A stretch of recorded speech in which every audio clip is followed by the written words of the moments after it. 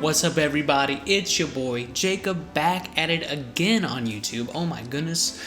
Sorry for the lack of video that was supposed to be like yesterday or something. I know I've been saying weekly videos, but honestly, last week was a little busy, and you may or may not know why. If you're from the States like me, then it was Thanksgiving, and boy, did you know we had some food. But it was a good little getaway, I suppose. I went to go see my mom and my brother, and that was cool, and I feel like we've kind of had a bit of an untraditional Thanksgiving with just kind of eating out somewhere, kind of meeting in the middle, where we could all just kind of meet quick for a couple days and, hang out and whatever. With that out of the way, what did I even want to get into today? Well, I was thinking over Thanksgiving, kind of that cliche thing I guess everyone does when it's Thanksgiving is, okay, what are you thankful for? Well, let's spend one day acknowledging what we're thankful for, and then we'll never talk about it again, and, well, until next year comes along, that is. It can be kind of hard to stop and recognize what you're thankful for, and I feel like for me, as someone who's always kind of looking ahead at future possibilities and kind of looking at what I don't have, it can be a bit difficult to see what I do have, and I feel like, yeah, this is probably a problem a lot of people face, and you can probably relate as well, and if you can, leave a comment or something. This is YouTube engagement. This is how I interact with my viewers. Human interaction. I am not an alien. Do not worry. Hello, human. But it really made me think, about aspirations.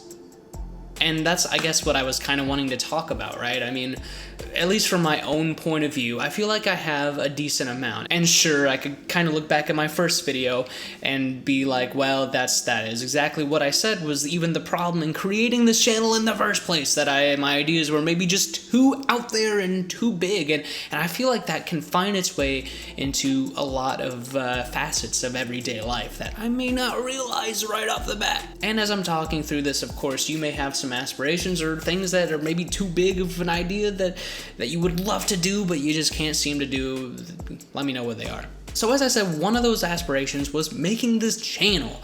I mean, again, having these gigantic ideas and hopes and dreams for, my first video to just blow up and the YouTube algorithm to come by and sweep it off the ground, and then I'd be smooth sailing, for the rest of my life. I wouldn't have to worry about anything ever again, and, and if I do it wrong, well, then your YouTube dream is over, right? It's interesting how black and white that's made out to be, when really it's not that easy or hard, I guess. It's just what it is. And so many times I try to give these things kind of meanings or significance of, I need to plan as fast as I can in order to make this happen, not only quickly, but efficiently as well, because I'm running out of time. And for some reason, that's been a bit of a struggle for me. Like, I'm somehow behind in some weird way, shape, or form.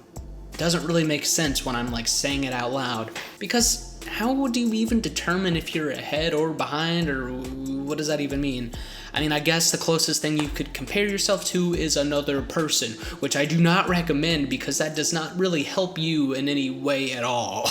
Okay, and maybe in some instances like work ethic or, positive things that can be like, wow, I'd like to strive to be more like this, more like X, more like Y. But when it goes into the negative side, like, well, I'm not as good as X, or I don't live as great of a life as Y, it doesn't really do a lot for you, because yeah, I mean, I guess looking around and seeing what other people have, it can kind of get exhausting. And obviously, I think the worst caveat of this is social media. And I'm sure you've heard this time and time again that, yeah, social media is toxic, blah, blah, blah. Okay. And obviously, you've probably heard as well, like, to not compare yourself to people on social media, because clearly, yes, they are just kind of cutting out the happy points of their life and putting it on there. I would know because, yeah, freaking everyone does that, right? I mean, that's kind of what it's for. Well, I don't see why many people would really want to share like their, just all negative experiences and just put them on there, So even comparing yourself to people like that, it's never really made sense to me, because yeah, it's like I just know that's what they're doing, right? I mean, they're trying to keep up this persona of who they are online, and people may not even intentionally do that to be like, yes, I'm only posting the best. It's just you want to share happy moments, you know? And it may not be as much of an ego thing as some may make it out to be. It's just kind of what you like, and you're putting it out there and hoping that other people can reciprocate,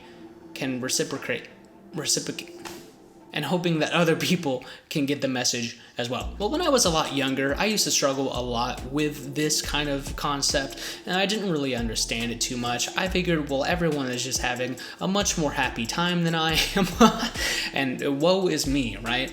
And I would even take this as far as to go on my own music, right, or own creative endeavors, and listen to other people, and if they were like, I don't know, 3 years younger than me and getting much more exposure, or just had a better sound, I would just get upset and be like, you know, what am I doing wrong here, and et cetera, et cetera, et cetera.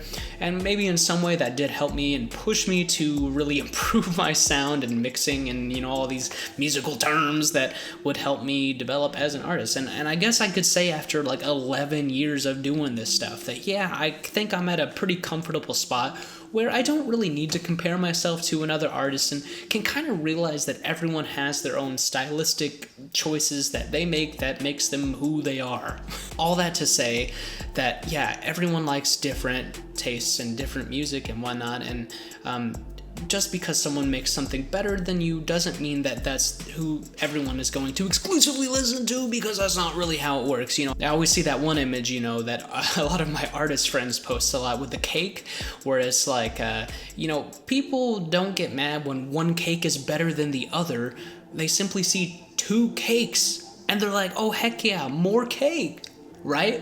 And so that makes me think as well with music that, you know, okay, if someone likes this album more than my album, that doesn't really mean mine is bad. It just means that there's 2 albums to enjoy. That's sick.